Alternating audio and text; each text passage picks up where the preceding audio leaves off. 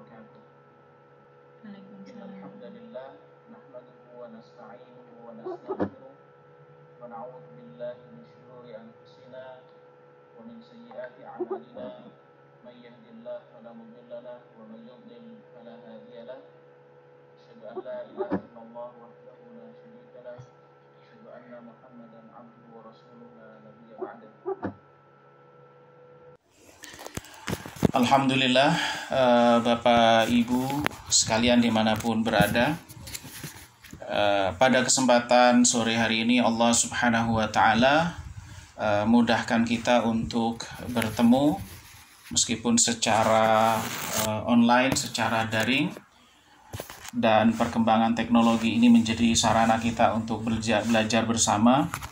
Pada kesempatan kali ini kita insya Allah akan mengkaji bersama, akan belajar bersama tentang urgensi sholat, fikih sholat. Jadi seorang muslim itu ketika dia setelah menyatakan asyhadu an la ilaha illallah wa asyhadu anna Muhammadar Rasulullah, setelah dia menyatakan bahwa dia itu seorang muslim, menyatakan bahwa tidak ada yang berhak disembah kecuali Allah dan bahwa Muhammad itu adalah utusan Allah Subhanahu wa Ta'ala, maka tahapan berikutnya itu adalah melaksanakan sholat. Suatu ketika ada seorang badui bertanya kepada Nabi Shallallahu Alaihi Wasallam tentang rukun Islam. Jadi ketika dia itu masuk Islam, apa yang harus dia lakukan? Maka Nabi Shallallahu Alaihi Wasallam menjelaskan ketika seseorang itu sudah menyatakan asyhadu an la ilaha illallah wa asyhadu anna Muhammadar Rasulullah, maka kewajiban berikutnya adalah mendirikan sholat. Kemudian orang Badui ini bertanya lagi kepada Nabi SAW, apakah ada, kata Nabi, illa antatawwa, tidak ada perintah yang lain untuk sholat kecuali engkau akan menambahnya dengan sholat sunnah. Kemudian setelah itu apalagi, kata orang Badui itu terhadap Nabi Shallallahu Alaihi Wasallam. Kemudian Nabi SAW menjelaskan berpuasa di bulan Ramadan. Apakah ada kewajiban lain? Kemudian tidak ada kecuali engkau menambahnya dengan ibadah sunnah. Begitu juga apa berikutnya setelah itu, menunaikan zakat dan seterusnya.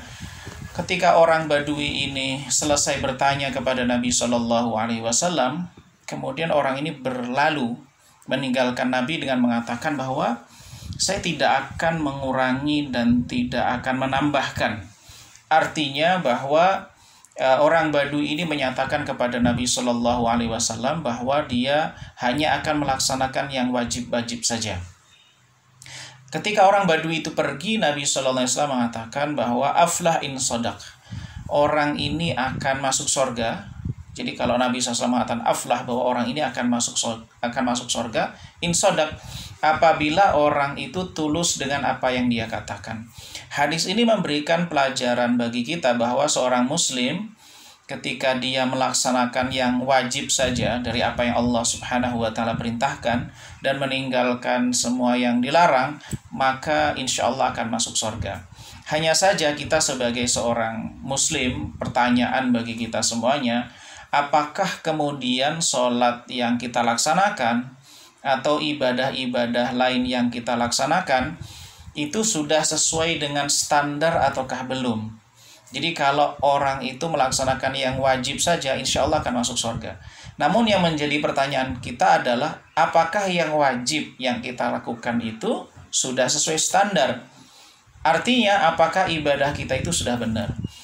Kemudian baik itu sholat, puasa, kemudian zakat dan haji. Itu yang pertama. Kemudian yang kedua, bahwa apakah kemudian kita akan mengambil standar minimal? Padahal Rasulullah Shallallahu Alaihi Wasallam itu memerintahkan kepada kita untuk berlomba-lomba, memerintahkan kepada kita untuk bersegera. Sebagaimana Nabi Shallallahu Alaihi Wasallam mengatakan, badiru bil a'malis salihah, bersegeralah untuk melaksanakan amal yang baik, amal yang soleh. Fitanan, hati-hati terhadap satu fitnah, kaqita'il lailil muzlim, seperti ketika fitnah itu terjadi seperti malam yang gelap gulita. Kalau malam gelap gulita itu apa yang terjadi? Kata Nabi sallallahu alaihi wasallam, yusbihur rajulu mu'minan wa yumsi kafiran. Di pagi hari dia muslim, mukmin, beriman, sore harinya dia tidak beriman. Kemudian juga yumsi mu'minan wa yusbihu kafiran. Sore harinya dia beriman, tapi pagi harinya dia sudah tidak beriman kepada Allah Subhanahu wa taala. Yabi'u dinahu bi'aradin minad dunya, menjual agamanya dengan dunia. Nah, jamaah sekalian, sahabat RKV dimanapun berada, pada kesempatan kali ini kita apa hubungannya dengan apa yang kita lakukan? Kita akan coba memperdalam tentang fikih sholat, fikih ibadah yang merupakan pokok yang paling dekat dengan diri kita. Jadi kalau orang Badui tadi dia akan masuk surga kalau kemudian dia tulus dengan apa yang dia katakan, yang perlu dipastikan adalah apakah kemudian sholat wajib yang dilakukan itu sudah sesuai dengan standar. Sahabat RKV dan jamaah sekalian dimanapun berada, ada satu hadis yang bisa menjadi motivasi bagi kita bersama, menjadi dasar bagi kita. Kenapa kita perlu memberikan perhatian yang sangat besar terhadap sholat? Di antaranya adalah salah satu hadis, dan ini disampaikan oleh Ibnu Hajar al-Asqalani ketika membahas tentang sholat. Jadi Nabi SAW itu punya sahabat yang senantiasa bersama dengan beliau. Sahabat muda namanya Robi'ah. Sahabat ini laki-laki, jadi nama Robi'ah itu bukan nama perempuan tapi nama laki-laki. Suatu ketika Nabi SAW bertanya kepada Robi'ah, ya Robi'ah, sal, wahai Robi'ah, mintalah sesuatu. Jadi ungkapan Nabi SAW kepada Robi'ah ini seperti ungkapan yang wajar terjadi orang tua terhadap anaknya, seorang sahabat kepada sahabat yang lainnya. Karena sering bersama, maka kemudian menawarkan sesuatu. Ayo mintalah sesuatu, begitu. Nah, ketika Nabi SAW menawarkan sesuatu, mintalah sesuatu, begitu. Mungkin kalau kita itu ditawarkan kepada kita akan meminta sesuatu yang sifatnya duniawi. Yaitu bisa berupa uang, kekayaan, fasilitas hidup, dan seterusnya. Tetapi Robi'ah ini memiliki pemikiran yang berbeda dari orang pada umumnya. Ketika Nabi SAW menawarkan sesuatu, maka Robi'ah mengungkapkan satu ungkapan yang ini sungguh luar biasa. Jadi, apa kata Robi'ah? Robi'ah mengatakan, uridu murafaqataka as'aluka murafaqataka fil jannah. Saya meminta untuk menjadi temanmu di surga, bisa bersamamu di surga. Jadi permintaannya bukan sifatnya duniawi, tapi justru permintaan yang disampaikan oleh Robi'ah adalah permintaan yang sifatnya ukhrawi. Apa kata Nabi? Nabi kemudian balik bertanya, awa ghaira dzalik, apakah ada permintaan yang lain? Kemudian Robi'ah memberikan jawaban, huwa dzak, itu saja. Jadi Robi'ah ini, saya nggak minta yang lainnya, saya hanya ingin menjadi temanmu di surga, wahai Rasulullah. Maka kemudian Nabi SAW sampaikan satu ungkapan yang luar biasa. Dan ini menjadi pelajaran bagi kita bersama. Nabi mengatakan, a'inni ala dzalika bikathratis sujud. Wahai Robi'ah, bantu aku mewujudkan keinginanmu itu, yaitu bersamaku di surga, dengan memperbanyak sujud. Jadi sahabat RKV, jamaah sekalian dimanapun berada, bahwa Nabi SAW memberikan satu tips, memberikan satu pintu bagi kita semuanya melalui jalan pertanyaan Robi'ah tadi. Bahwa kalau ingin bersama dengan Nabi, ingin bisa bertemu dengan Nabi SAW di akhirat kelak, salah satu pintunya adalah memperbanyak sujud. Nah, jadi kalau kita ini kan di dunia tidak bertemu dengan Nabi, kemudian kelak kita berharap bisa bertemu dengan Nabi, salah satu tips yang disampaikan oleh Nabi kepada Robi'ah, dan ini bukan hanya berlaku khusus kepada Robi'ah, tapi juga berlaku bagi umat Nabi SAW, Rasulullah SAW. bahwa kita semuanya yang tidak bertemu dengan Nabi, kalau bertemu dengan Nabi maka salah satu caranya adalah kathratus sujud, memperbanyak sujud. Jadi memperbanyak sujud. Yang dimaksud dengan memperbanyak sujud itu apa? Jadi bukan maksudnya adalah kemudian kita sujud begitu, tidak. Jadi kalau para ulama menamakan bahwa Nabi menyebutkan satu bagian dari sholat, maksudnya adalah sholat secara keseluruhan. Nabi menyebutkan kata sujud, tapi maksudnya adalah sholat dari awal sampai akhir. Nah, ini adalah satu tantangan, satu challenge kalau orang bilang begitu. Satu tantangan bagi kita semuanya. Kalau ingin bertemu dengan Nabi, ingin bersama dengan Nabi, maka perbanyaklah sujud. Bagaimana mungkin kemudian kita akan memperbanyak sujud? Tentu sujud yang akan mengantarkan kita, umat Nabi Shallallahu Alaihi Wasallam, bisa bersama dengan Nabi, bisa bertemu dengan Nabi, itu adalah apabila sholatnya itu tentu sesuai dengan standar. Selain dari sisi jumlah, tapi juga dari sisi kualitas. Nah, maka inilah salah satu alasan bagi kita kenapa kita perlu memperhatikan kualitas sholat kita, kualitas ibadah kita. Nah, sahabat RKV dimanapun berada, ada hal penting kalau kemudian saya ingin gambarkan sistematikanya atau polanya ya. Di dalam fikih sholat itu masuk di dalam kategori fikih ibadah. Jadi kalau di ilmu fikih itu banyak macamnya. Ada fikih yang berhubungan dengan ibadah, ada fikih yang berhubungan dengan pernikahan, ada fikih yang berhubungan dengan jual beli, ada fikih yang berhubungan dengan pelanggaran hukum. Juga ada fikih yang berhubungan dengan bagaimana interaksi muslim dengan sesama muslim, muslim dengan non-muslim. Nah, pembahasan kita tentang fikih sholat, serba-serbi atau hal-hal yang berhubungan dengan sholat ini masuk di dalam kategori fikih ibadah. Nah, fikih ibadah sendiri itu dibagi dalam beberapa kelompok, beberapa klaster. Yang pertama adalah fikih sholat. Yang termasuk di dalam fikih sholat itu adalah fikih tentang toharah, bersuci sebelum sholat, baik itu bentuk bersuci dari hadas besar maupun hadas kecil, ataupun dari najis. Nah, itu termasuk bagian dari bab sholat. Artinya termasuk bagian penyempurna sholat. Kemudian berikutnya yang masuk ibadah juga fikih tentang puasa, fikih tentang zakat, fikih tentang haji. Nah, pembahasan kita pada kesempatan kali ini adalah fikih ibadah, dan fikih ibadah itu sendiri secara spesifik, secara khusus terkait dengan sholat. Sahabat RKV dimanapun berada, jamaah sekalian mulakan Allah Subhanahu wa Ta'ala,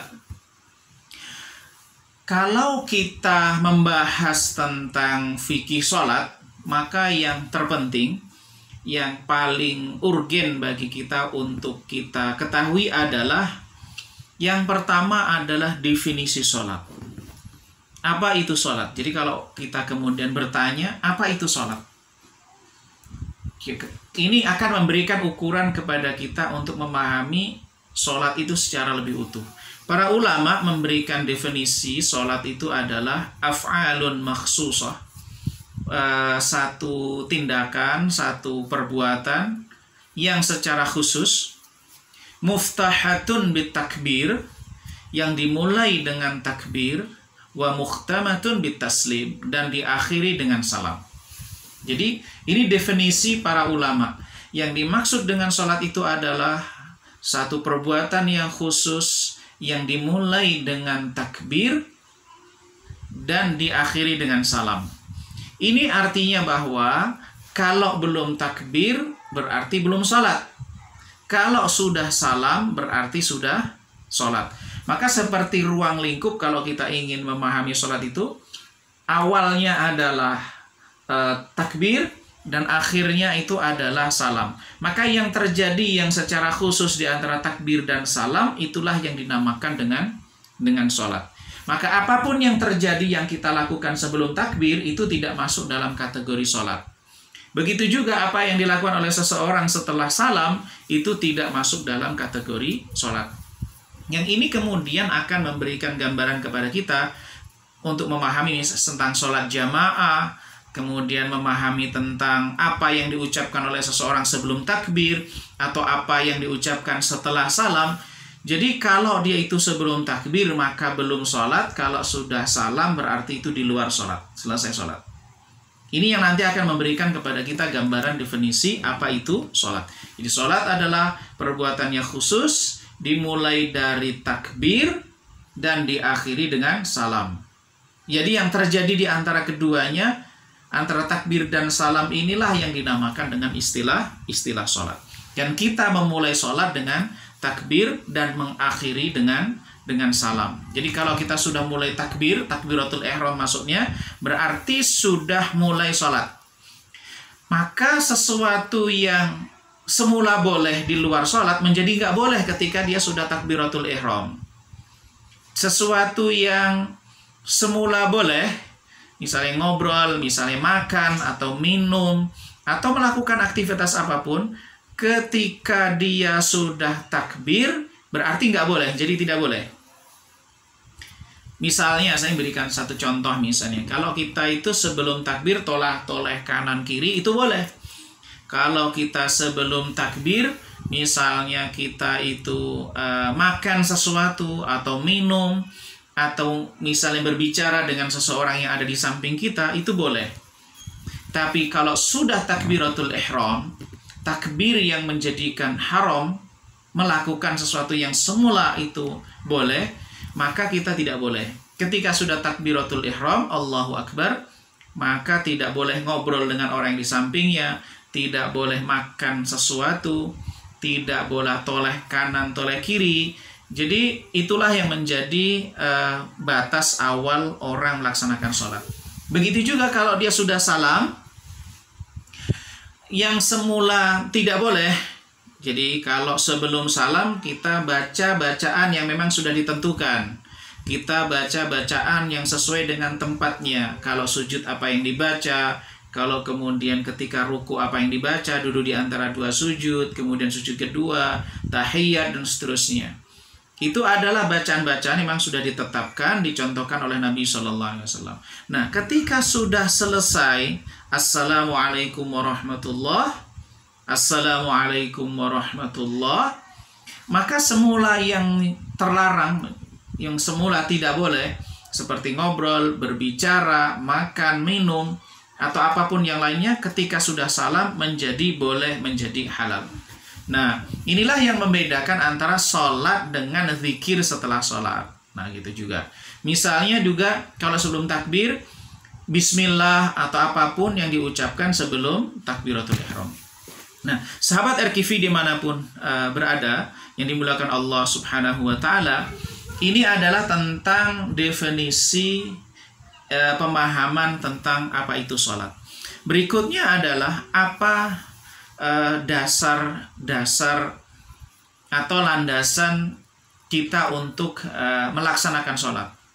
Para ulama, kalau kita merujuk kepada Al-Quran dan hadis Nabi SAW, terutama di Al-Quran misalnya, kita menemukan jumlah yang sangat banyak sekali kata-kata wa tuqimus shalah, aqimus shalah, perintah Allah Subhanahu wa Ta'ala untuk melaksanakan sholat. Bahkan jamaah sekali yang melakukan Allah Subhanahu wa Ta'ala, perintah sholat ini, bahkan kalau kita lihat juga semua rukun dalam Islam itu bukan perintah yang baru. Misalnya Allah SWT menyebutkan wa kana ya'muru ahlahu bis salati waz zakah. Jadi Ismail itu memerintahkan keluarganya untuk sholat dan zakat. Artinya bahwa ketika kita di Islam, di Nabi SAW itu perintahkan untuk sholat, sebenarnya sholat itu bukan syariat yang baru. Tetapi bentuk tata caranya, yang sholat 5 waktu, dengan cara seperti yang kita kenal, itu adalah ketentuan yang ada di dalam Islam. Tapi ibadah yang namanya sholat tentu dengan jumlah tata cara yang bisa jadi berbeda dengan nabi-nabi sebelum Rasulullah SAW. Tetapi sholat sebagai satu ibadah itu telah ada dari semenjak sebelum Nabi SAW. Bahkan Nabi Ismail itu ada syariat sholat. Jadi para nabi sebelum Nabi SAW juga melaksanakan sholat. Hanya saja mungkin jumlahnya, bilangannya yang berbeda. Kemudian dasar yang berikutnya Nabi SAW mengatakan bahwa Bunyal Islamu ala khamsin. Islam itu dibangun di atas 5 pondasi. Jadi 5 dasar. Salah satunya disebutkan oleh Nabi SAW adalah wa tuqimus shalah, mendirikan sholat. Jadi iqamatus shalah, mendirikan sholat.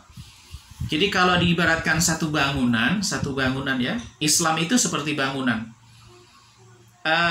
Bangunan itu dibangun di atas 5 pondasi. Jadi di bangunan itu ada 5 pondasi, yaitu pondasi syahadat, pondasi sholat, pondasi puasa, pondasi zakat, pondasi haji. Baru kemudian ibadah-ibadah yang lain itu sebagai bangunan pelengkap. Contohnya misalnya Islam memerintahkan kita untuk tersenyum. Tabassumuka fi wajhi akhika shadaqah. Senyummu kepada saudaramu adalah sedekah. Kemudian juga diantaranya adalah masuk surga dengan bagaimana orang itu masuk surga dengan selamat. Diantaranya adalah sholat ketika orang sedang tidur, ketika memberi makan kepada fakir miskin, dan seterusnya. Jadi ibadah-ibadah di luar rukun Islam itu ibaratnya bangunan. Termasuk misalnya belajar ilmu, belajar membaca Al-Quran, kemudian menghormati tetangga, membantu orang yang kesulitan. Itu semuanya termasuk di dalam kategori bangunan. Nah, pondasinya ini itu yang 5, rukun Islam itu.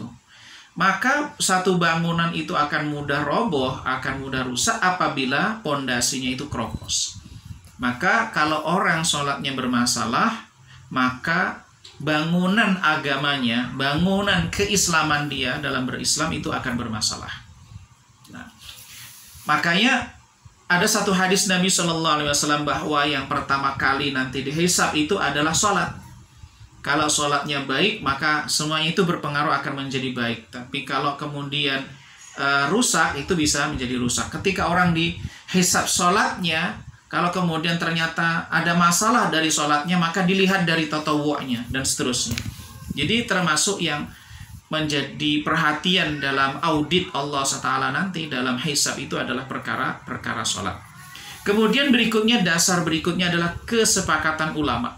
Ulama semuanya sepakat bahwa orang yang muslim, orang yang beriman, setelah dia bersyahadat, wajib dia melaksanakan sholat 5 waktu. Kalau ada orang yang mengingkari kewajiban sholat 5 waktu, itu bisa merusak Islaman dia, bisa merusak keimanan dia. Bahkan orang yang mengingkari wajibnya sholat 5 waktu, itu lebih berbahaya, dosanya lebih berat ketimbang orang yang tidak melaksanakan sholat itu sendiri. Dan meninggalkan sholat itu kan termasuk dosa besar.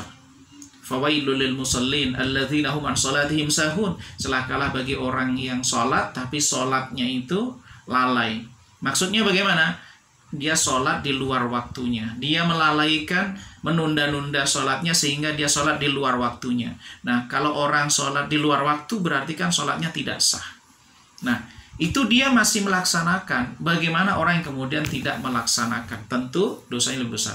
Nah, orang yang mengingkari kewajibannya itu justru lebih besar daripada orang yang meninggalkan sholat. Nah, sahabat RKV sekalian melakukan Allah Subhanahu wa Ta'ala, dalam memahami fikih sholat ini ada satu hadis Nabi Shallallahu Alaihi Wasallam yang menjadi kunci, yang menjadi pakem kita di dalam melaksanakan ibadah sholat, yaitu hadis Nabi Shallallahu Alaihi Wasallam, "Sallu kama ra'aitumuni usalli." Sholatlah kalian sebagaimana kalian melihat aku melaksanakan sholat. Ini hadis ini menjadi kunci, baik menurut ulama manapun, baik menurut ulama yang misalnya bermadzhab Hanafi, atau mereka bermadzhab Maliki, madzhab Syafi'i, madzhab Hambali, 4 madzhab yang kita kenal. Prinsip dasar semuanya itu dari 4 mazhab yang kita kenal, ulama-ulama ahlus sunnah wal jamaah, itu prinsipnya adalah bahwa sholat itu adalah shollu kama ra'aitumuni usolli. Sholatlah kalian sebagaimana kalian melihat aku sholat. Jadi Nabi SAW dulu itu kalau ngajarin para sahabat, jadi para sahabat dulu kalau belajar sama Nabi, jadi misalnya mereka datang ke Mekah, ke Madinah, mereka datang ke Madinah 2 hari, sehari, 2 hari, 3 hari, bahkan ada yang sampai 20 hari. Habis itu dia balik lagi ke kabilah mereka, ke kampung mereka, mengajari kawan-kawannya, sahabat-sahabatnya, apa yang mereka dapatkan dari Nabi SAW. Jadi Nabi itu kalau mengajarkan sholat, mengajarkan wudhu, itu sederhana metodenya. Jadi Nabi sholat, lihatlah bagaimana Nabi sholat, begitu yang lakukan. Nah, bagaimana kemudian kita kan nggak melihat Nabi, gitu kan pertanyaan, kita kan nggak bertemu dengan Nabi, kita nggak melihat Nabi, maka bagaimana kemudian kita bisa sholat? Nah, bagi kita, sahabat RQ sekalian, dimanapun berada, jamaah sekalian dimanapun berada, kita ini kalau pengen sholat, maka perlu melihat sebagaimana kita melihat Nabi. Nah, kita kan nggak melihat Nabi, maka kita melihat bagaimana para ulama-ulama, terutama para sahabat, menceritakan sholatnya Nabi. Yang kemudian, itulah yang kemudian dikenal pada hadis-hadis yang menjelaskan. Kalau di Al-Quran itu kan nggak dijelaskan bagaimana tata cara takbir, bagaimana meletakkan tangan setelah takbir, bagaimana tata cara ruku, bagaimana tata cara sujud, kan dijelaskan. Nah, agar kita tahu, maka kita mengkaji melalui hadis-hadis yang disebutkan oleh para sahabat, yang kemudian disebutkan oleh para ulama tentang tata cara Nabi SAW ketika sholat. Ternyata kalau kemudian pada hadis-hadis Nabi tentang sholat itu saja tidak cukup, maka kemudian kita baca kitab-kitab fikih yang isinya adalah penjelasan para ulama tentang hadis-hadis yang menjelaskan bagaimana Nabi sholat. Maka kepentingnya misalnya kalau kita di dalam mazhab Syafi'i ini misalnya matan yang paling sederhana, misalnya ada kitab matan Al-Ghayah wa Taqrib misalnya. Misalnya di dalam, kalau ini di dalam mazhab Syafi'i ya, ini yang paling dasar begitu. Kita bisa pakai kitab ini. Kitab fikih itu adalah kumpulan dari penjelasan para ulama tentang dari hadis-hadis yang berbicara tentang tata cara sholat Nabi. Maka ketika kita belajar fikih tentang sholat, sebenarnya adalah kita membaca, mengkaji penjelasan para ulama tentang bagaimana Nabi Shallallahu Alaihi Wasallam sholat. Cuman nggak disebutkan misalnya hadisnya dan seterusnya. Kalau ini kitab yang paling sederhana, panduan yang paling praktis misalnya, para ulama itu menjelaskan rukun sholat sekian, sunnahnya sekian, syaratnya apa saja yang harus dipenuhi ketika sebelum sholat. Dia harus bersuci dari hadas, bersuci dari najis, bersuci dari hadas kecil itu bagaimana, bersuci dari, insya Allah nanti kita akan bahas secara detail. Pada kesempatan kali ini kita coba dalami tentang fikih terkait dengan masalah sholat. Sahabat RKV sekalian, berkat Allah Subhanahu wa Ta'ala, dari hadis Nabi SAW, "Shollu kama ra'aitumuni usolli." Sholatlah kalian sebagaimana melihat aku sholat. Artinya bahwa kita itu membaca penjelasan para ulama tentang tata cara Nabi sholat, yang kemudian nanti dijelaskan dalam kitab fikih. Itu bisa diambil 3 sisi. Sholat Nabi itu dilihat dari 3 sisi. Yang pertama adalah dari sisi gerakannya. Maka kalau kita mempelajari fikih sholat itu, gerakan apa saja yang dilakukan oleh Nabi ketika dia sholat. Yang itu dimulai dari takbir, diakhiri dengan salam. Kemudian yang kedua adalah sisi bacaannya. Apa yang diucapkan ketika orang sholat. Yang kemudian yang ketiga adalah bagaimana fokusnya orang ketika sholat. Maka sholat itu meliputi 3 sisi. Yang pertama adalah gerakan tubuh. yang kedua adalah ucapan lisan, yang ketiga adalah hati. Nah, ibadah sholat itu ketika kita mencontoh Nabi, yang kita contoh bukan hanya gerakannya saja. Bagaimana Nabi takbir, bagaimana Nabi ruku, bagaimana Nabi sujud sholat, dan seterusnya. Tapi perlu juga kita perhatikan apa yang diucapkan Nabi ketika sholat. Tapi juga yang penting adalah bagaimana Nabi menjaga kualitas sholatnya. Jadi bukan hanya sekedar menjaga gerakannya saja, tapi juga menjaga bagaimana Nabi SAW menjaga kualitas sholatnya dari sisi hatinya juga. Nah, mungkin pada kesempatan kali ini kita fokus pada yang sifatnya gerakan, bukan nanti pada sesi yang lain kita membahas tentang apa yang dibaca, apa yang diucapkan, kemudian nanti berhubungan dengan bagaimana seseorang itu mengelola, meresapi, dan memaknai ayat-ayat yang dibaca ketika dia sedang sholat. Nah, yang pertama, sebagaimana kita tadi bahas di awal tadi bahwa sholat itu adalah af'alun makhsusah, perbuatan yang khusus, yang dimulai dengan takbir dan diakhiri dengan salam.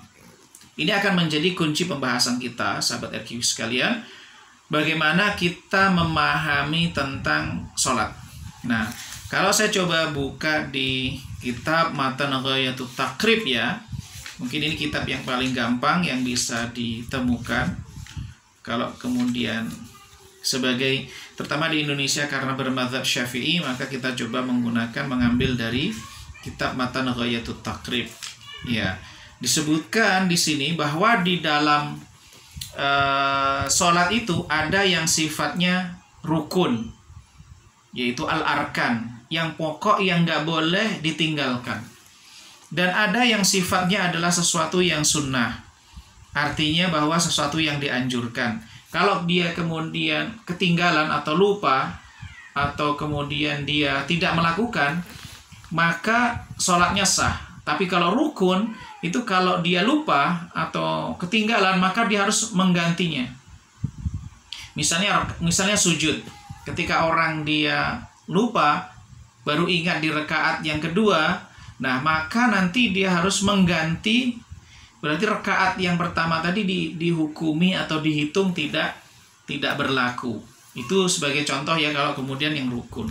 Tapi ada juga yang sifatnya sunnah. Kalau kita misalnya lupa atau ketinggalan, maka itu tidak mempengaruhi keabsahan sholat. Misalnya sesuatu yang sunnah itu ketika takbir 7 kali, misalnya ketika kita sholat Idul Adha atau Idul Fitri 5 kali di rakaat yang kedua, misalnya imamnya lupa, karena itu bukan termasuk rukun tapi termasuk yang sunnah, maka ketika lupa ya tidak menjadi masalah ketika imam misalnya tidak takbir 7 kali atau tidak takbir 5 kali di rakaat yang kedua. Nah, di sini disebutkan bahwa rukun dari sholat itu ada 18. Tsamaniyata asyara ruknan. Jadi ada rukunnya itu ada 18. Nah, yang pertama itu adalah, termasuk rukun pertama itu adalah niat. Jadi orang yang akan melaksanakan sholat fardu itu dia harus niat. Para ulama sepakat bahwa niat itu adalah adanya di hati. Jadi niat itu adanya di hati, dan niat itu artinya adalah kesadaran kita terhadap apa yang akan kita lakukan. Itu sebenarnya hakikatnya niat. Jadi kesadaran kita terhadap tujuan untuk apa kita melakukan sesuatu ini. Misalnya ketika kita sholat, misalnya kita sadar bahwa kita ini melaksanakan atau kita berniat akan melaksanakan secara sengaja melaksanakan sholat subuh misalnya. Maka itu ada niat, jadi sesuatu yang ada di hati kita. Jadi kalau misalnya, saya berikan contoh, kalau orang ngambil sendok kemudian mengambil makanan begitu, kemudian dia mau kearahkan ke mulut dia begitu, ada dua kemungkinan.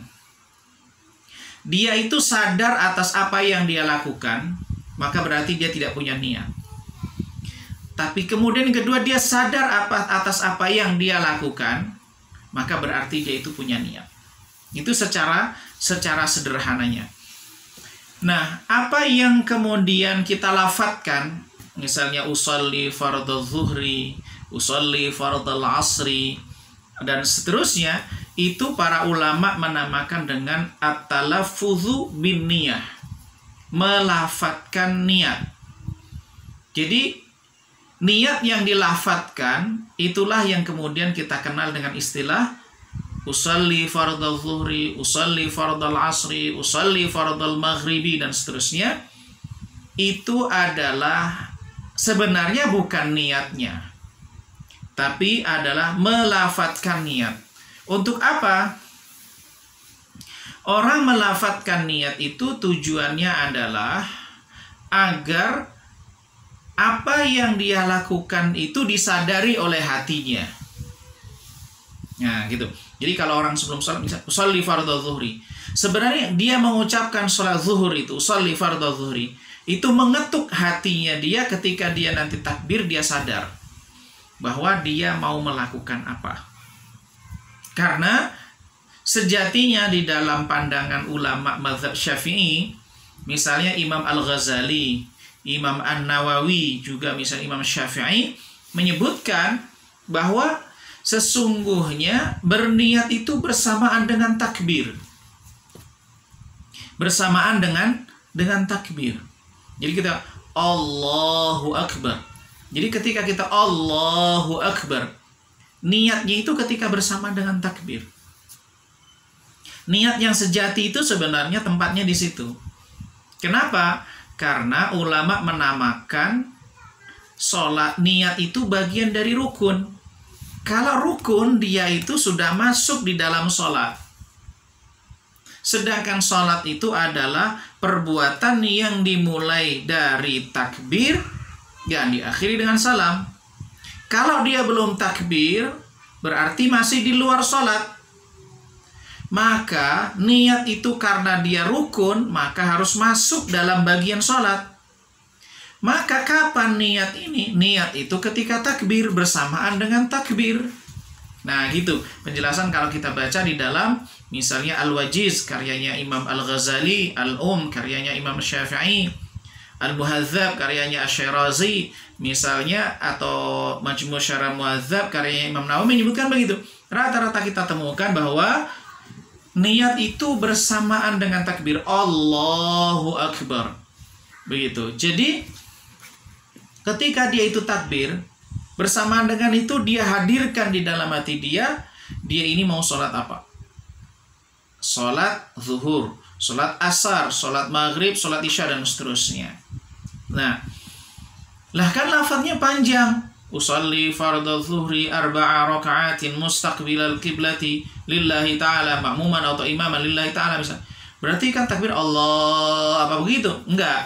Jadi yang kita ucapkan biasanya usolli fardhu zuhri atau usolli fardhu asri, terlepas perbedaan pandangan ulama tentang masalah ini ya. Kalau di dalam mazhab Syafi'i misalnya katakan itu mustahab, meskipun mungkin ulama yang lain punya pandangan yang berbeda.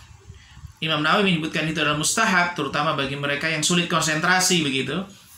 Sebenarnya ketika dia usolli fardhu zuhri itu bukan niat sebenarnya, tetapi dia melafadzkan niat. Supaya apa? Ketika Allahu Akbar, pikirannya nggak kemana-mana.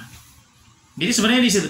Jadi ketika kita Allahu Akbar, pikirannya nggak mikirin tokonya. Ketika Allahu Akbar, pikirannya tidak memikirkan jemurannya, misalnya desa jemur, atau kemudian ada barang yang hilang dan seterusnya. Jadi supaya dia fokus, itulah kemudian para ulama membahas tentang istilah at-talaffuzu bin niyat, melafadzkan niat sebelum takbir. Nah, jadi melafadzkan niat itu kan sebelum Allahu Akbar, berarti dia itu belum masuk sholat. Nah gitu. Tapi niat yang sejati adalah apa yang di dalam hati ketika dia takbir Allahu Akbar. Nah, baru rukun yang kemudian yang kedua yang termasuk ini adalah berdiri bagi mampu, kemudian takbiratul ihram. Nah, tata cara berdiri penting juga ketika kita berdiri. Al-qiyamu indal qudrah. Jadi berdiri ketika mampu, berdiri itu termasuk rukun. Jadi artinya sholat fardu itu ketika orang mampu berdiri lalu dia sholat dengan duduk, maka sholatnya tidak sah. Kecuali ada uzur, alasan-alasan tertentu yang membolehkan seseorang sholat dengan duduk. Maka ketika dia sholat dia harus berdiri, karena itu termasuk rukun. Cara berdirinya adalah kakinya itu tidak ditempelkan dan tidak juga berdiri lebar. Nah, dia berdiri sebagaimana orang berdiri wajarnya. Tidak pula kepalanya ditundukkan ke depan maju begini juga tidak, dan tidak pula dia begini juga tidak. Jadi ketika dia sholat berdiri itu ya berdiri secara wajar. Kakinya ya berdirinya beginilah begitu, jadi tidak sampai begini, tidak sampai kemudian terjadi satu kesalahan yang kita saksikan di masyarakat. Kadangkala demi merapatkan shop, tentu ini di luar situasi pandemi ya. Kadang-kadang orang demi merapatkan shop maka kemudian kakinya itu seperti begini dia berdirinya. Nah, itu juga satu yang kesalahan. Karena apa? Karena dia berdiri yang tidak wajar. Jadi jangan sampai karena alasan ingin merapatkan soft lalu kemudian dia berdirinya membuka lebar kakinya. Jadi berdiri secara wajar. Karena prinsipnya gerakan sholat itu dilakukan dengan cara yang wajar. Tidak boleh melakukannya dengan cara yang di luar kewajaran. Maka berdiri secara wajar, secara sempurna, yang kemudian seluruh beban yang ada di dalam tubuh itu dipangku secara sempurna, ditopang oleh kaki secara sempurna. Kemudian juga kepala itu tidak menundukkan dalam pengertian lebih rendah begitu. Nah, tapi berdiri secara biasa, secara wajar, secara sempurna. Baru kemudian rukun yang berikutnya adalah takbiratul ihram. Jadi yang dimaksud takbiratul ihram itu adalah mengucapkan kata Allahu Akbar. Jadi Allahu Akbar itu kan takbir al-ihram. Di takbir itu, dengan takbir itu semula sesuatu yang halal menjadi haram. Artinya dia memulai sholat. Bersama dengan itu dia berniat. Jadi ketika Allahu Akbar. Sahabat RKV sekalian dimanapun berada dan jamaah sekalian, harus kita bedakan antara takbiratul ihram dengan mengangkat tangan. Jadi yang maksud rukun itu adalah apa yang kita ucapkan dengan kata Allahu Akbar untuk memulai sholat. Itu yang masuk rukun dan itu yang sesuatu harus dilakukan, gak boleh tidak. Sedangkan mengangkat tangannya ini itu hukumnya sunnah. Nah, ini harus kita bedakan. Mengangkat tangannya dengan takbiratul ihramnya. Jadi yang kita mengucapkan Allahu Akbar ketika kita masuk sholat itu rukun, nggak boleh tidak. Jadi harus. Adapun mengangkat tangannya, nah mengangkat tangan itu ada dua versi ya, paling tidak. Yang hazwa mankibaihi, sejajar dengan dada. Apa ini bahu, sejajar dengan bahu begitu. Ini hazwa mankibaihi. Atau hiyala udhunaihi. Hiyala udhunaihi ini sejajar dengan telinga. Jadi lebih tinggi. Jadi ketika dia Allahu Akbar, nah gitu. Untuk takbiratul ihram, Allahu Akbar. Ini hukumnya sunnah. Jadi mengangkat tangannya, baik Allahu Akbar atau Allahu Akbar yang sejajar dengan telinga atau sejajar dengan dada, karena ada banyak riwayat hadis. Misalnya Imam Nawawi menyebutkan misalnya hiyala udhunai dalam Sahih Muslim, maka boleh kedua-duanya ini. Jadi ini sesuatu yang simple, sesuatu yang praktis. Jadi bukan salah benar. Artinya ada riwayat begini, ada riwayat B. Jadi kalau orang melaksanakan A boleh, melaksanakan B juga boleh, begitu. Jadi standar bahu nggak menjadi masalah. Yang salah itu misalnya gini, Allahu Akbar. Nah ini menjadi salah, nggak ada riwayatnya, nggak ada ceritanya. Ahli fikih juga nggak ada yang mengatakan misalnya takbir dengan menggenggam tangan, itu nggak ada. Atau yang misalnya cuman sampai pusat gitu, Allahu Akbar, nah gitu nggak ada nih. Allahu Akbar. Meskipun kita mengatakan bahwa misalnya dia ketika takbiratul ihram nggak mengangkat tangan, cuman Allahu Akbar, cuman apa istilahnya, dia tidak mengangkat tangan begitu seperti yang umumnya, apakah sah sholatnya? Selama dia takbiratul ihram, maka dia sudah memenuhi rukun. Adapun mengangkat tangan itu hukumnya adalah sunnah. Nah ini juga menjadi pertanyaan bagi yang masbuk ya, bagi mereka yang sholatnya mau nyusul orang lain. Ketika misalnya ada orang imamnya bersama dengan jamaah yang lain sudah sujud misalnya, kita mau bergabung sholat berjamaah dengan mereka, tetap kita harus mulai dengan takbiratul ihram, baru kemudian mengikuti imam pada posisi imam seperti apa.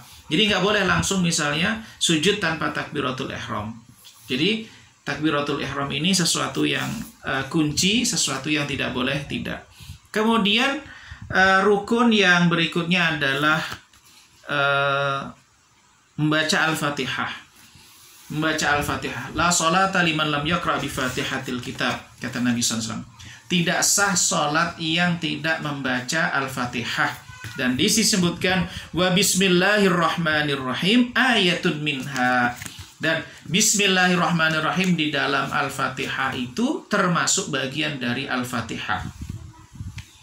Jadi surah Al-Fatihah itu 7 ayat, dan kata bismillahirrahmanirrahim itu termasuk bagian dari surah Al-Fatihah. Baik di dalam mazhab Syafi'i misalnya dan mazhab Hambali misalnya, maka ketika kita sholat tanpa baca Al-Fatihah misalnya, tanpa membaca bismillah, maka Al-Fatihahnya ada yang kurang. Berarti Fatihahnya tidak sempurna. Yang kemudian menurut sebagian ulama, kalau di dalam mazhab Syafi'i sholatnya tidak sah. Jadi kita bedakan ya, membaca bismillah itu ruku termasuk Al-Fatihah, jadi nggak boleh ditinggalkan. Berbeda dengan persoalan apakah dikeraskan atau dilirihkan. Nah itu khilaf di antara ulama ya. Ketika sholat berjamaah, apakah kemudian bismillahirrahmanirrahim dibaca terang ataukah dibaca sir gitu ya. Ada dalam mazhab Syafi'i, kita di Indonesia mayoritas bermadzhab Syafi'i mengatakan bismillahirrahmanirrahim, alhamdulillahirabbil alamin. Begitu maka bismillahnya dibaca jelas, alhamdulillahirabbil alamin, terus semuanya baca jelas. Kecuali misalnya kalau mungkin Bapak Ibu sekalian sahabat RKV misalnya sedang umroh ke negara-negara Teluk, maka kita menemukan imamnya biasanya langsung kita dengar ya, yang kita dengar itu langsung alhamdulillahirabbil alamin begitu. Apakah imam itu tidak baca bismillah? Karena di Teluk itu rata-rata bermadzhab Hambali, mereka sebenarnya membaca bismillah. Hanya saja di dalam pandangan mazhab fikih yang ada di negara-negara Teluk, misalnya itu bermadzhab Hambali, yang di dalam mazhab Hambali itu kalau sholat berjamaah, bismillahnya dibaca sir, dibaca tidak keras begitu. Jadi ini bukan persoalan yang artinya batal sah atau tidak sah tentang sholatnya. Kemudian berikutnya yang termasuk di dalam rukun adalah ruku. Dan kemudian di rukun pula adalah tumaknina. Tumaknina itu ruku itu caranya adalah secara sempurna itu adalah tangan kita itu sampai memegang lutut kita. Lutut ya, apa lutut ya, megang lutut kita. Kemudian secara sempurna jadi posisi tubuh itu secara sempurna. Jadi tidak kemudian berlebihan, tidak pula kemudian ogah-ogahan yang kemudian tidak memegang secara sempurna. Kecuali misalnya ada orang sakit pinggang dan seterusnya, itu satu yang uzur. Dan tumakninah. Jadi nggak boleh ruku itu dengan tidak sempurna. Kesempurnaan ruku itu adalah dengan tumakninah. Tumakninah itu misalnya ketika seorang itu ruku, begitu minimal itu kalau para ulama mengatakan kata-kata subhanallah. Minimal kata-kata subhanallah. Itu standar minimal ya. Standar minimal tumakninah itu adalah ketika mengucapkan subhanallah. Jadi ruku itu harus berhenti secara sempurna. Jadi kalau orang berdiri begitu, dia harus secara sempurna berhenti. Mengucapkan subhanallah. Kalau dia misalnya baru gitu misalnya belum berhenti, kemudian dia langsung bangun lagi, berarti tidak tumanina, berarti ada rukun yang tidak dilaksanakan, yang kemudian berarti sholatnya tidak sempurna. Kemudian warraf'u wal i'tidal, kemudian bangkit dari ruku yaitu i'tidal. I'tidal itu berdiri secara lurus, kemudian secara sempurna, dan tumakninah. Kaidah ruku, kaidah i'tidal itu adalah seluruh anggota tulang-tulang, sendi-sendi, sendi-sendi tubuh itu kembali kepada posisi semula. Nah, memang di sini ada perbedaan pandangan ulama. Kembali kepada posisi semula itu, pada posisi di mana posisinya itu Ada ulama yang mengatakan ketika rukuk kemudian tangan di dada begitu. Kemudian ada yang mengatakan bahwa tangan itu lepas. Nah, ini memang ada perbedaan pandangan ulama. Jadi tidak menjadi masalah kalau kemudian setelah rukuk tangan di dada, tangan di sebagaimana bagian depan yang sebagaimana kita meletakkan tangan kita, ataupun kemudian kita tangannya lurus. Itu tidak menjadi persoalan, perbedaan pandangan di antara ulama. Kemudian i'tidal, berdiri lurus, semua anggota tubuh kembali, dan tumakninah. Kemudian sujud. Nah, sujud ini adalah dinamakan ada 7 anggota sujud yang harus sempurna ketika dia itu sujud. Yaitu pertama adalah ini namanya jidat ya, Nah, jidat. Kemudian kedua telapak tangan, berarti kemudian lutut, kedua lutut, kemudian kedua ujung kaki ini. Jadi ujung-ujung kaki ini kita menghadap ke arah kiblat. Jadi ada 6, 7-nya itu adalah bagian ini. Nah, sebagian ulama bahwa 7 itu dimustahabkan di dalam mazhab Syafi'i, mustahab, dianjurkan. Jadi sujud itu adalah bagian jidat ini plus juga dengan hidung. Ini hukumnya mustahab. Bagaimana kalau orang sujud hidungnya tidak mencium, tidak kena lantai? Di dalam mazhab Syafi'i, pandangan ulama mazhab Syafi'i, sholatnya sah. Hanya saja afdalnya adalah ketika dia sujud itu disertai dengan mencium dengan hidungnya. Jadi ini satu paket kalau kemudian dalam hitungan 7 anggota sujud. Kemudian duduk di antara 2 sujud, yaitu dengan duduk iftirash. Jadi yang satu berdiri, yang satu berdiri, kemudian yang kedua yang kaki bagian kiri ini, yang kanan ini berdiri begitu. Kemudian yang bagian kirinya itu diduduki begitu. Itu duduk di antara 2 sujud. Kemudian dilakukan dengan tumakninah, termasuk sujud yang kedua. Kemudian duduk yang terakhir. Duduk yang terakhir itu duduk tawarruk, yaitu sebagaimana sudah kita kenal ya, duduk tawarruk, kaki yang sebelah kanan itu berdiri, setengah berdiri gitu. Intisab itu kalau di dalam bahasa Arabnya. Kemudian kaki kirinya masuk. Nah, kemudian tasyahud itu dari kata asyhadu an la ilaha illallah wa asyhadu anna muhammadar rasulullah. Kemudian berikutnya adalah sholawat. Minimal adalah Allahumma sholli ala sayyidina Muhammad, Allahumma sholli ala Muhammad. Jadi sholawat itu Allahumma sholli ala Muhammad itu minimal.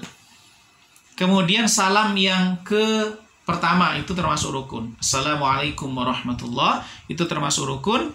Kemudian niat keluar dari sholat, dan semuanya ini dilakukan secara tertib. Itu rukun-rukunnya. Nah, mungkin hal yang terpenting, mudah-mudahan nanti kalau waktunya bisa kita lanjutkan di sesi yang lainnya. Di dalam gerakan sholat itu, ketika kita melaksanakan sholat, di antara yang saya sebutkan tadi, adalah setelah takbir, Allahu Akbar, meletakkan tangan. Ini memang ada banyak pandangan di antara ulama tentang meletakkan tangan setelah takbiratul ihram, Allahu Akbar. Yang tadi takbiratul ihram tadi antara dada atau sejajar dengan telinga. Kemudian ketika kita setelah takbir, tangan kita taruh di dada. Ini pendapat sebagian besar ulama. Maksud dada itu apa? Nah, inilah yang kemudian pandangan para ulama. Ada yang mengatakan yang dimaksud dengan dada itu adalah, kalau Imam Nawawi, dan ini di dalam mazhab Syafi'i, yang dimaksud dengan dada itu adalah ketika seorang setelah takbir Allahu Akbar, kemudian dia meletakkan tangan itu di antara dada dan perut. Jadi ini dada, kemudian ini perut. Jadi tangan itu di antara dada dan perut. Jadi kalau yang mungkin agak tinggi ini dada, di bawahnya ini dada dan perut, atau di bagian perut. Atau bahkan sebagian ulama di dalam mazhab Hambali sendiri misalnya, itu ada satu riwayat, meskipun sebagian ulama memasukkan riwayatnya itu adalah lemah, itu adalah di atas pusar ya, itu juga boleh. Jadi artinya sebenarnya pelajaran yang kita ambil dari hal ini, mau meletakkan di dada, di antara dada dan perut, di atas perut, atau di bawah pusar, di bagian perut tapi di bawah pusar, itu adalah perkara yang simple, praktis sejauh mana seseorang itu nyaman melaksanakan. Itu ada riwayat semuanya dan itu diperbolehkan, nggak menjadi masalah. Jadi kalau kemudian kita nanti dilihat di masyarakat, ini orang kok gaya setelah takbir, gaya meletakkan tangannya, mungkin kalau di Indonesia itu agak asing yang meletakkan antara yang di bawah pusar ya, di perut tapi di bawah pusar atau di bagian pusar begitu. Itu saya rasa agak aneh mungkin di Indonesia karena jarang kita melihat. Nah itu salah satu pandangan di dalam mazhab Hambali, ada yang begitu. Dan itu diperbolehkan. Bahkan kalau di dalam riwayat dalam mazhab Maliki itu ada yang tangannya dilepas begitu. Cuman ini apakah dia bermazhab Maliki? Di Syiah juga begitu. Orang Syiah itu kalau sholat juga tangannya dilepas begitu. Nah, sebagian muslim ahlu sunnah bermazhab Maliki itu tangannya dilepas. Misalnya mereka yang ada di Maroko, nah, atau di daerah wilayah Afrika lah, begitu mereka menggunakan mazhab Maliki. Sebagian mereka ketika setelah takbir Allahu Akbar, tangannya itu lepas. Jadi nggak ditaruh di baik di dada atau di antara dan perut atau di perut, tidak melakukan itu. Itu memang ada dalam pandangan mazhab di antara mereka yang bermazhab Maliki. Nah, jadi nggak menjadi masalah ya kalau kemudian nanti misalnya setelah takbir itu meletakkan tangan di dada atau di antara dada dan perut. Dan ini yang mayoritas dalam mazhab Syafi'i adalah antara dada dan perut. Sebagaimana penjelasan disampaikan oleh Imam An-Nawawi. Jadi begitu, di antara dada dan perut. Atau kemudian lebih bawah lagi, misalnya di bagian perut atas begitu misalnya, nggak menjadi masalah. Atau mungkin yang lebih bawah dari itu juga tidak menjadi masalah. Dan sekali lagi bahwa ini persoalan sunnah. Jadi jangan sampai sahabat RKV dan jamaah sekalian dimanapun berada, perbedaan semacam ini, perbedaan meletakkan tangan ini menjadikan perpecahan. Karena ini sebenarnya adalah sunnah. Jangan sampai kemudian perkara-perkara sunnah yang sifatnya mustahab itu sampai menghilangkan sesuatu yang wajib. Jadi mencintai saudara sesama muslim, kemudian menghormati secara sesama muslim, menghargai, menjaga nama baik sesama muslim itu perkara yang wajib. Jadi kalau ada saudara kita, sesama muslim, tetangga kita bantu dan seterusnya. Kan ada hadis Nabi yaitu ada hak-hak sesama muslim. Di antaranya adalah kalau bertemu ucapkan salam, kalau minta nasihat berikan nasihat, kalau dia misalnya sakit dijenguk, kalau kemudian dia bersin mengucapkan alhamdulillah, maka jawab dengan yarhamukallah, kemudian dan seterusnya begitu. Kalau mengundang dipenuhi undangan itu kan hak sama muslim. Jangan sampai kemudian persoalan meletakkan tangan ini menjadikan kita tidak menunaikan hak saudara kita sama muslim. Jangan sampai gara-gara dia misalnya tata cara sholatnya setelah meletakkan tangannya di posisi mana begitu, kemudian kita berbeda, lalu kemudian kalau ketemu kita nggak ngucapin salam. Nah ini lebih berbahaya ketimbang kita masalah benar salahnya tentang masalah meletakkan tangan. Nah, sedangkan bagaimana kita memegang tangan kiri, memang ini banyak riwayat ya. Ada yang misalnya gini, sebagian ulama misalnya gini ya, gini. Ada berapa begini, ada yang berapa begini, ada yang begini. Ini nggak menjadi masalah, ini ada perkara-perkara praktis. Memang sebagian besar riwayat itu adalah begini, gini. Jadi cukup banyak riwayat yang menjelaskan seperti ini.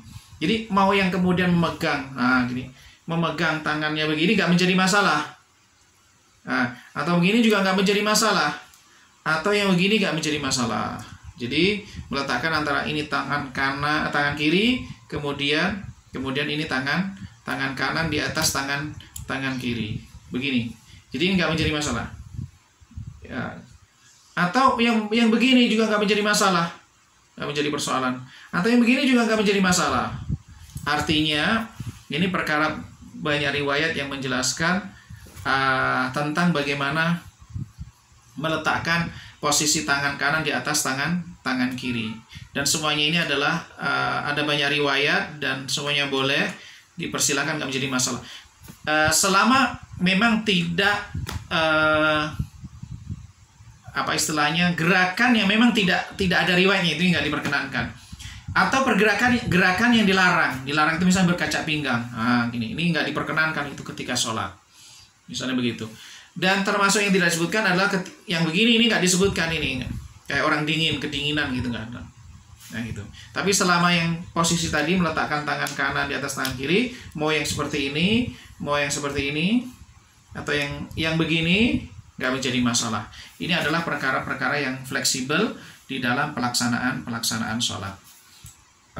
Mungkin itu yang gambarannya. Mungkin untuk hal masalah bacaan yang lebih detail, bacaan sholat, apa yang kita baca ketika istiftah, apa yang kita baca, surah apa saja yang kita baca setelah Al-Fatihah, kemudian apa baca kita ketika sujud, ketika ruku, ketika tahiyat, dan bagaimana, itu insya Allah pada pertemuan di sesi yang akan datang insya Allah ya. Pada kesempatan ini kita fokus pada rukun dan gerakan-gerakan utama ketika kita melaksanakan sholat. Mungkin kita lanjutkan dengan sesi tanya jawab. Bagaimana?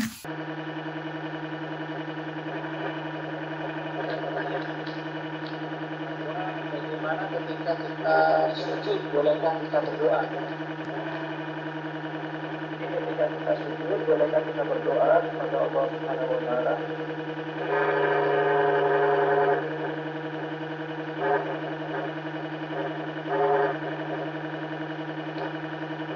Jadi ketika kita sujud, maka kita boleh berdoa. Ini ada satu hadis bahwa saat yang paling dekat antara seorang hamba itu adalah saat dia sujud, maka perbanyaklah doa, bersungguh-sungguhlah di dalam doa. Nah, hadis ini menjadi dasar bahwa recording in progress. Hadis ini menjadi dasar. Jadi bolehkah seseorang berdoa ketika bersujud? Jadi ada satu hadis Nabi SAW bahwa saat yang paling dekat antara seorang hamba dengan Robnya itu adalah saat dia sujud. Saat yang paling dekat antara seorang hamba dengan Robnya adalah saat dia sujud, maka perbanyaklah doa, bersungguh-sungguhlah fajtahidu fid du'a, maka bersungguh-sungguhlah, berupayalah dengan berdoa. Yang kemudian hadis ini menjadi dasar para ulama memperbolehkan kita untuk berdoa ketika sujud meminta hajat kita. Nah, di sini memang ada perbedaan pandangan di antara ulama. Sebagian ulama mengatakan bahwa doa yang diperbolehkan adalah doa ma'thur, baik dari Al-Quran maupun dari hadis Nabi SAW. Terutama ulama mazhab Syafi'i agak ketat dalam masalah ini. Jadi tidak diperbolehkan berdoa dengan doa-doa karangan, dengan doa-doa meskipun bahasa Arab atau bahasa Indonesia, tidak diperkenankan. Hanya boleh dengan doa-doa yang ma'thur. Doa ini. Karena apa? Karena kalau dalam ulama mazhab Syafi'i itu, karena ada hadis Nabi SAW ketika ada seorang sahabat ditegur oleh Nabi. Nabi pernah mengatakan bahwa sholat itu tidak boleh la yasluh fiha syai' min kalamin nas. Sholat itu nggak boleh diisi di dalam sholat itu sesuatu perkataan manusia. Perkataan kita. Maksudnya bagaimana? Jadi nggak boleh kita ngarang doa, kemudian kita ketika sujud. Baik bahasa Arab maupun bahasa Indonesia.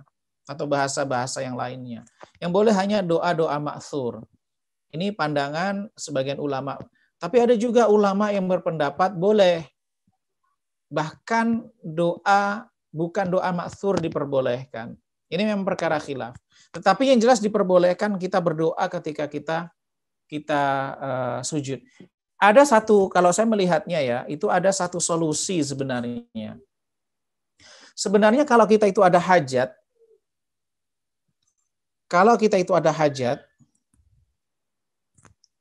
memungkinkan bagi kita,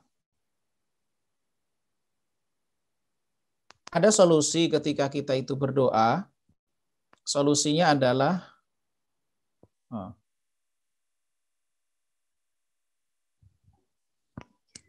Jadi ketika kita itu berdoa, memohon kepada Allah, itu kita bisa menggunakan doa yang ma'thur, tapi niatnya adalah hajat kita. Niatnya adalah hajat kita.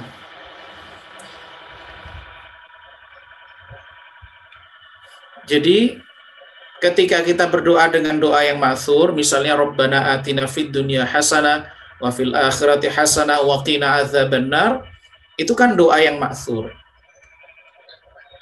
Kita bisa berdoa dengan doa-doa tersebut.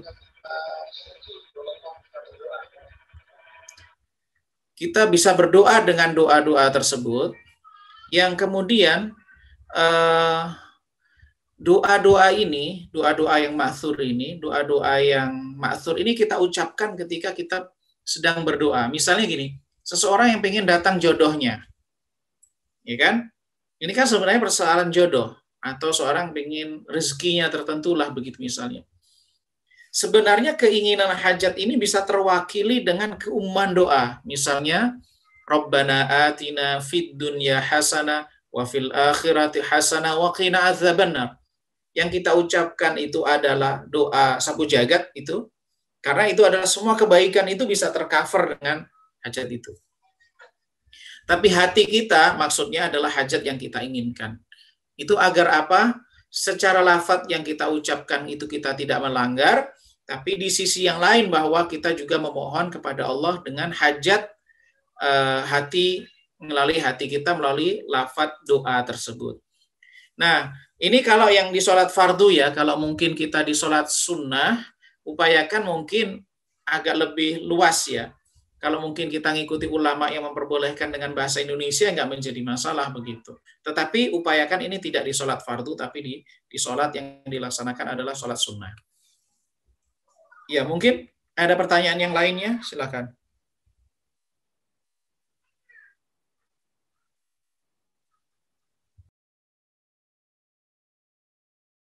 Ada pertanyaan bahwa jika kita sedang sholat sunnah sebelum sholat wajib, maksudnya ini jika kita sedang sholat sunnah sebelum sholat wajib, lalu datang seseorang menepuk pundak dengan maksud ingin sholat berjamaah.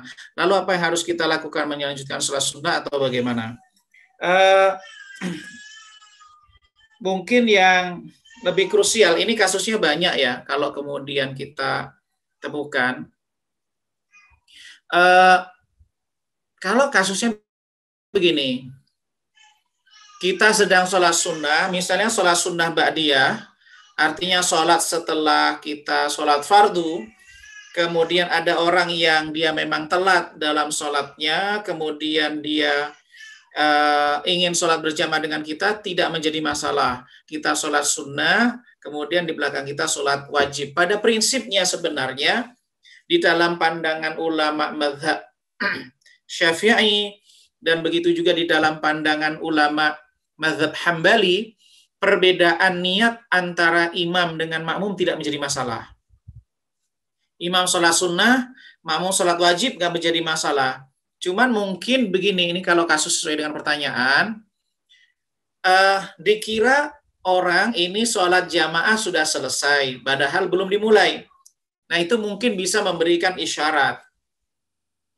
Bisa memberikan isyarat. Tetapi kalau memang dia itu sholat berjamaahnya sebenarnya sudah mulai, sudah selesai, dia ingin mendapatkan pahala berjamaah, kita sholat sunnah, makmumnya sholat wajib, nggak menjadi masalah. Jadi perbedaan niat itu tidak menjadi masalah di dalam pandangan ulama mazhab Syafi'i dan pandangan ulama mazhab Hambali.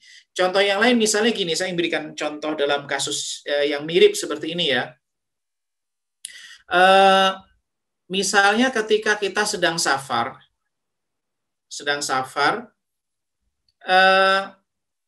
kita ini sholatnya di jamak takhir, Di jamak takhir itu kita sholat zuhur, tapi ternyata di waktu asar kan begitu. Ketika kita datang ke masjid, ternyata masyarakat atau jamaah di tempat itu sedang sholat asar. Nah gitu. Padahal kita belum sholat zuhur. Nah, bagaimana? Bolehkah imam sholat asar, kita makmum sholat zuhur? Itu diperbolehkan, nggak menjadi masalah. Jadi kalau imam sholat asar, kita datang nih, kemudian kita belum sholat zuhur, kita sholat zuhur saja. Imamnya sholat asar, kita sholat zuhur, nggak menjadi masalah. Cuman yang menjadi parameter pandangan ulama, kalau imamnya itu mukim 4 rakaat, makmumnya juga harus 4 rakaat. Meskipun dia hanya dapat di rakaat yang keempat. Misalnya gini, datang ke masjid, kemudian ini belum sholat zuhur, datang kita sholat zuhur. Kita berjamaah dengan imam itu nggak menjadi masalah. Cuman karena imamnya mukim, maka kita sholat zuhurnya harus 4 rakaat. Nggak boleh kemudian kita menurut pendapat sebagian besar ulama, imamnya mukim 4 rakaat, kemudian kita cuma mengambil dua rakaat karena kita ketemunya di rakaat yang terakhir misalnya. Kita tetap 4 rakaat. Nah, nanti di sholat asarnya kita boleh 2 rakaat karena kita tidak berjamaah dengan orang yang mukim yang sholatnya 4 rakaat. Jadi kasusnya begitu ya. Jadi nggak menjadi masalah perbedaan niat antara imam dengan makmum secara hukum sah-sah. Boleh. Contohnya lagi misalnya ketika dalam sholat tarwih ada makmum orang yang tertinggal, kemudian dia belum sholat isya, imamnya sudah mulai sholat tarwih. Bagaimana caranya? Apakah kemudian langsung ikut sholat tarwih belum sholat isya? Ya tidak. Dia sholat isya, bergabung dengan imamnya sholat tarwih, dia sholat isya. Ketika pada rakaat yang kedua imam salam, dia melanjutkan menggenapkan menjadi 4 rakaat. Itu contoh bahwa perbedaan niat tidak menjadi masalah antara imam dengan makmum. Lalu pertanyaan bagaimana cara agar khusyuk dalam sholat? Tidak memikirkan duniawi. Ya, ini tantangan kita semua ya. Untuk sholat secara khusyuk itu tantangan kita. Semua orang itu ada godaannya, setiap orang itu ya kita semuanya pada proses belajar. Jadi yang ditanya ini belum tentu dia sudah mampu secara maksimal. Tetapi kita semuanya berusaha. Salah satu pintu usaha kita untuk sholat secara khusyuk itu adalah memahami makna yang kita ucapkan. Dan mudah-mudahan nanti pada kesempatan yang lain kita coba bahas bacaan-bacaan sholat, maknanya seperti apa, pendalamannya seperti apa, sehingga mudah-mudahan membantu kita untuk menginternalisasi ya, memahami maknanya secara lebih dalam. Jadi pintu yang pertama itu adalah memahami maknanya. Itu yang sangat penting agar hadir kekhusyuan di dalam sholat. Jadi itu pintu yang pertama, yang terpenting itu adalah memahami makna yang dibaca. Khawatir kalau kemudian, misalnya contohnya adalah terutama yang rukun ya. Surah Al-Fatihah misalnya, surah Al-Fatihah. Al-Fatihah itu perlu kita baca perkataannya, misalnya Bismillahirrahmanirrahim. Jadi cara memahaminya bukan hanya misalnya, oh ini Maha Pengasih lagi Maha Penyayang. Tapi misalnya Bismi, nah itu perpotongan itu, kalau kita pahami itu akan membantu. Bismillah, Bismi dengan nama Allah, Bismillahi dengan nama Allah. Ar-Rahman yang Maha Pengasih, Ar-Rahim Maha Penyayang. Alhamdu segala puji. Lillahi milik Allah. Rabbi al-alamin, Rabb al-alamin. Rabb yang alam semesta. Nah, itu misalnya Ar-Rahman Ar-Rahim. Nah, gitu. Ar-Rahman Maha Penyayang, Ar-Rahim Maha Pengasih lagi Maha Penyayang. Maliki, misalnya Maliki itu Yaumiddin yang menguasai. Yaumiddin, yaum hari, ad-din pembalasan. Jadi yang menguasai hari pembalasan gitu. Misalnya iyyaka na'bu, iyyaka hanya kepadamu. Na'budu kami menyembah, wa iyyaka dan hanya kepadamu nasta'in kami minta pertolong. Jadi memahami makna bukan hanya sekedar makna secara utuh dalam satu ayat, tapi per kata di dalam ayat itu sangat membantu bagi kita ketika kita ingin di dalam sholat kita itu lebih khusyuk memahami maknanya. Kemudian berikutnya juga bahwa memang kekhusyuan itu akan dibantu ditopang pula oleh pendalaman makna, keyakinan kita terhadap apa yang kita ucapkan. Misalnya saya berikan contoh, ketika kita ruku itu kan menundukkan ya. justru kita menampilkan sesuatu yang menundukkan diri. Atau ketika kita sujud, itu kan memposisikan fisik kita dalam posisi yang paling rendah. Kepala kita itu pada posisi yang paling rendah. Kepala itu bagian yang paling tinggi bagi seseorang. Tapi ketika dia sujud, itu pada posisi yang paling rendah sejajar dengan kaki. Tapi apa yang diucapkan? Ketika orang sujud itu yang diucapkan adalah Subhana Rabbiyal A'la. Nah, justru Subhana Rabbiyal A'la. Jadi ketika kita itu merendah serendah-rendahnya dengan anggota fisik kita, tapi justru yang kita lantunkan, kita ucapkan itu adalah ucapan sanjungan setinggi-tingginya. Karena dia yang paling tinggi, maka kemudian kita di hadapannya kita merendah serendah-rendahnya. Begitu juga ketika kita ruku, justru Subhana Rabbiyal Azim, kan? Subhana Rabbiyal Azim, Subhana Rabbiyal Azim, Subhana Rabbiyal Azim. Jadi justru yang kita ucapkan, ucapan yang keluar dari lisan kita itu adalah Maha Suci Allah, Rabbku yang Maha Agung ketika ruku. Nah, jadi maka ini kalau kita baca ceritanya Haji Rasul, ayahnya Hamka, itu ada satu ungkapan menarik. Dulu para ulama ketika masa penjajahan Jepang, itu nggak mau memberikan penghormatan ala Jepang.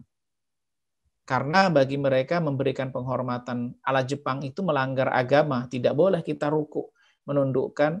Hanya kepada Allah lah kita menundukkan, kita ruku itu hanya kepada Allah. Bahkan sampai diancam kan, mereka para ulama di negeri kita itu nggak bergeming, tidak akan sujud, tidak akan ruku kepada selain Allah Subhanahu wa taala. Mungkin ini gambarannya tentang bagaimana masalah khusyuk tadi. Berikutnya yang merusak sholat. Bisa jelasin hal yang bisa merusak sholat. Saya belum tahu betul apa yang akan membatalkannya. Insya Allah nanti pada kesempatan secara khusus kita akan bahas hal-hal yang membatalkan sholat. Tapi saya ingin berikan gambarannya yang membatalkan sholat. Yang pertama adalah batalnya syarat sah sholat. Nah, ini penting. Yang membatalkan sholat dari sisi syarat sahnya sholat itu terjadi. Misalnya, syarat sahnya sholat itu adalah suci dari hadas, baik hadas besar maupun hadas kecil. Maka ketika orang sedang sholat kemudian hadas, maka dia menjadi batal karena syarat sahnya tidak terpenuhi. Atau dipakainya ada najis. Atau kemudian terbuka auratnya dalam waktu yang lama. Nah ini penting mungkin ya, ini satu contoh di Indonesia, kadang-kadang ada sebagian pemuda itu pakai baju yang agak pendek. Jadi kaosnya agak pendek ketika sujud, kemudian terbuka bagian punggungnya, sehingga auratnya itu terbuka. Nah itu bisa membatalkan sholat seseorang. Jadi ketika auratnya terbuka karena syarat sahnya tidak terpenuhi. Sholat juga menjadi batal ketika seseorang itu tadi syarat sahnya diantara menutupi aurat, kemudian suci dari hadas besar dan hadas kecil, kemudian juga termasuk yang membatalkan adalah terbukanya aurat. Itu adalah ini yang membatalkan sholat. Kemudian yang membatalkan sholat juga yang terkait rukun. Misalnya, seseorang itu akan batal sholat ketika rukunnya lupa, rukunnya tertinggal, rukunnya tidak sempurna. Misalnya, dia tidak membaca Al-Fatihah. Nah, gitu. Dia tidak takbiratul ihram, sholatnya nggak sah, sholatnya batal. Atau dia lupa, misalnya dia meninggalkan sholatnya dengan sengaja, yang terkait rukun, apalagi misalnya sujudnya dia tinggalkan. Nah itu membatalkan sholat. Ada lagi yang membatalkan sholat adalah niat keluar dari sholat. Termasuk niat keluar dari sholat itu membatalkan sholat. Jadi ketika dia sedang Allahu Akbar baca Al-Fatihah dan seterusnya, nah dia pengen keluar dari sholat, keluar sholat. Nah itu membatalkan niat membatalkan sholat, maka sholatnya menjadi batal. Karena dia artinya merusak niat dia ketika dia sholat. Termasuk menurut dalam pandangan ulama mazhab Syafi'i adalah melakukan gerakan yang banyak yang bukan karena kebutuhan. Jadi melakukan gerakan yang banyak atau tertawa, terbahak-bahak begitu, itu termasuk yang membatalkan sholat. Termasuk kalau di dalam mazhab Syafi'i itu batas gerakan banyak itu adalah 3 gerakan. 3 gerakan besar. 3 gerakan besar itu adalah pergerakan sedih. Misalnya orang melangkahkan kaki sampai 3 kali begitu, itu termasuk membatalkan. Sebagian ulama dalam pandangan mazhab Syafi'i. Tapi kalau gerakan yang karena kebutuhan, karena darurat begitu misalnya, maka itu tidak membatalkan sholat. Misalnya seseorang yang menggendong anaknya begitu ya, ketika sholat sebagaimana Nabi SAW menggendong anaknya ketika sholat, itu tidak termasuk membatalkan sholat. Tapi gerakan yang banyak yang tidak dibutuhkan, atau misalnya tertawa terbahak-bahak, misalnya itu termasuk yang membatalkan sholat. Insya Allah nanti kita kupas pada hal-hal yang dapat merusak sholat. Nah, gitu. Kalau gitu kita tutup ya, insya Allah nanti kita lanjutkan pada sesi yang berikutnya, sholat dalam bacaan sholat, kemudian bacaan sholat. Kita akan sebutkan misalnya hukum dan syaratnya terakhir ya, karena ini kita bahas secara sesi. Mungkin ini yang dapat kita sampaikan, mudah-mudahan sahabat sekalian yang berada, mudah-mudahan kajian kita pada kesempatan kali ini berkait Allah Taala. Dan insya Allah nanti kalau ada pertanyaan-pertanyaan yang mungkin belum jelas, belum terjawab pada kesempatan kali ini, insya Allah kita akan jawab di sesi yang akan datang. Nanti bisa ditanyakan kembali hal-hal yang belum terjawab. Insya Allah nanti kita akan kita